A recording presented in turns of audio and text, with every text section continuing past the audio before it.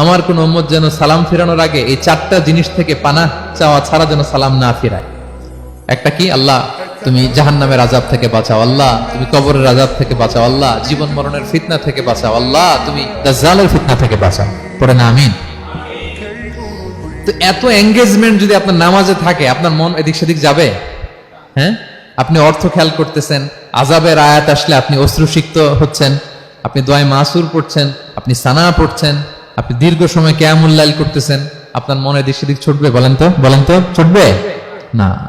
এই টিপস গুলো বিষ্ণু সাল্লাল্লাহু আলাইহি ওয়াসাল্লাম শিখিয়েছেন। এগুলো যদি আমরা পালন করি তাহলে আল্লাযীনা হুম ফি সালাতিহিম খাশিউন, বিনম্র চিত্তে সালাত আদায়কারী হিসেবে আমরা আল্লাহর কাছে পরিগণিত হব। তাহলে প্রথম নাম্বার শর্তটা বুঝতে পারছেন কিভাবে সালাত আদায় করতে হবে? হ্যাঁ, বলেন তো একজন, কি করতে হবে? কিভাবে সালাত?